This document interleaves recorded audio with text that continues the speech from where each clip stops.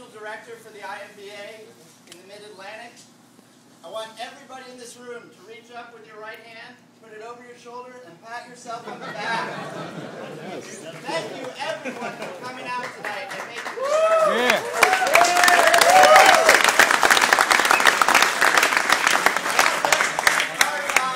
For putting up with us. When I called Joe, I sent Joe an email a couple weeks ago, and I said, you might have 40 or 50 people. You think you can handle that? He said, no problem. And then I got the panic email. Yeah. So thanks to REI for making space in their warehouse for us. We want to thank the Mayor Dixon's office for putting the meeting together, DPW for coming in and doing a presentation, and for all of you to make that meeting happen. It was all of your emails and letters and phone calls that made them aware that this was something they needed to deal with. So thanks to Mayor Dixon and thanks to DPW. Yeah.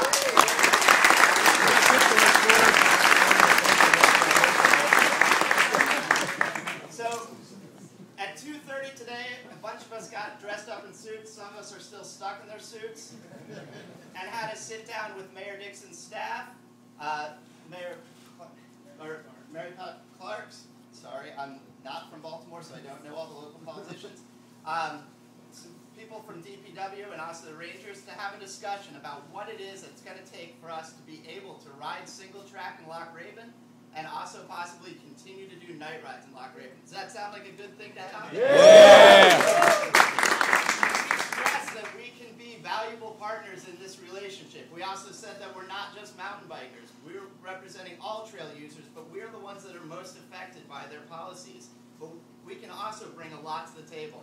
So what's going to happen tonight? We're going to have a few people talk about what the steps are going to be, what the history of Loch Raven was, and for those of you who don't know what the process was before, some of the science, and then it's going to be into next steps, and we'll answer some questions. So unlike you guys, I get to go home and change my regular clothes. Nice. My name is Paul Kowalczyk. I'm an environmental scientist. I work for one of the local engineering firms. And I was brought in. Oh, okay. Some of the guys from MORE, I'm a MORE member, brought me in just because they knew my background and wanted me to look at some of the science behind this. Obviously, many of you know and you've read in the paper that this issue is about sediment and nutrients getting into the reservoir. The reservoir is the public drinking water supply for the city of Baltimore and I believe other surrounding areas. So there have been a lot of studies. There are problems with sediment and nutrients in the reservoir. It's on something called the 303D list for impaired waters for sediment and nutrients in the water. 303D basically means it's not in great shape. So there are limits on the amount of sediment that can go into the reservoir. There have been studies looking at nutrients in sediment in the reservoir. One is TMDL, which is total maximum daily load for what's allowable to go into the reservoir. And then we also done a bathymetric survey of the reservoir. Both of those studies, none of them pinpointed trails as being the cause of sediment and nutrients in the reservoir. They mostly mentioned agricultural lands in the upper watershed, which comprise, I believe, about 50% of the watershed. I shouldn't say too many numbers, I'm going to get in trouble. But they did say that agricultural lands contribute 60% of the sediment to the reservoir. Reports also mentioned sediment coming mostly from larger watershed sources, not so much in the surrounding watershed. So, we have those things going for us, and we also pretty much know the area that our trails contribute to the reservoir. And we know that building sustainable trails around the reservoir can prevent erosion. So, in that way, we can be part of the solution. We can help the city, DPW, realign trails that are in bad shape. That includes their fire roads, not just our single track. And then as a group, we need your muscle power to rebuild sustainable trails in this area. Hopefully the city is going to give us a chance to do that. So I think that's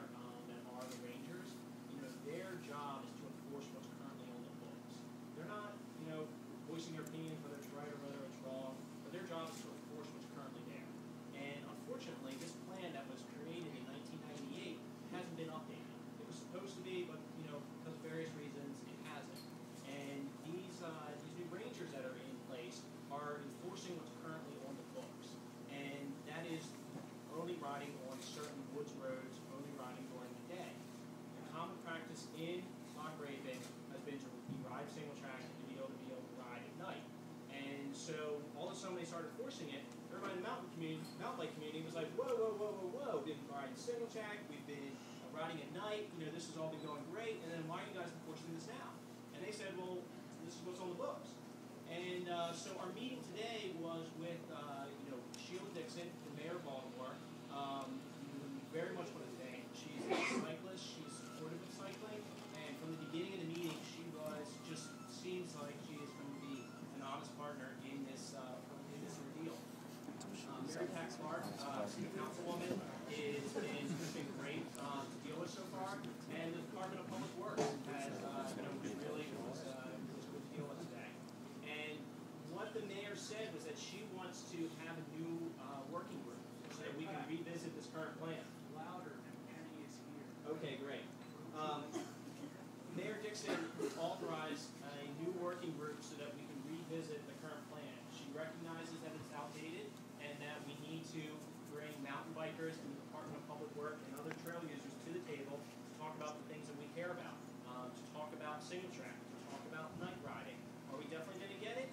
We don't know yet. It depends on how well everybody in this room does. It depends on how well we do as advocates, and it depends on how well we do as scientists proving our points. But this is our great opportunity. Less than 1 week ago, this was not on our radar. 1,000 individual emails later, all of a sudden everybody's paying attention to us. We don't want to lose that momentum. Additionally, the watershed police have agreed to focus on education, not enforcement, until this new plan is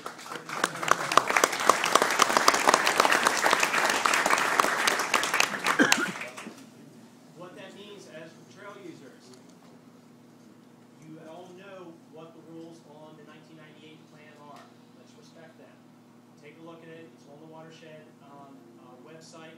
Be friendly to the rangers. We're going to have to deal with them for a long, long time. They can be our great advocates, or they can be our adversaries. If they're our adversaries, our lives are going to be very difficult getting anything. This is our opportunity to work with the city, to work with the Department of Public Works. They're going to be focusing on education. However, the park is technically closed at night, so I would not recommend night riding. However, the mayor thinks that night riding is something that should be on the table, and we should be discussing it. So we're going to be discussing it with the Department of Public Works and come to a solution. We already have existing MOUs with the Department of Natural Resources at Patapsco, at Rosaryville, at Gambrel. We have a system in place to manage night rides effectively. We demonstrated that today to the mayor, and she is very receptive to that. Single track is on the table. We're going to talk about it. We're going to talk about the signs. We're going to figure out a way to make it legal, but we need your help. And then lastly, one of the things that were brought up today, if you go to Patapsco, you have to, if you go in the main gate, you're paying a fee. If you go to Rosaryville, you're paying a fee. If you go to Gambrel, you're paying a fee. And as mountain bikers, there's a cost of us using this land. And we have, we talk to them about fees. And if that's what it takes to keep single track open, if that's what it takes to have night ride open, the cost of the program to implement them, if it's a user fee, we're just going to have to suck it up and we're going to have to support it. And I really want to ask everyone here to support that if that comes up, because that's going to be money that stays in the parks that goes to support mountain biking. So that's something that we'll see where it goes, but it's certainly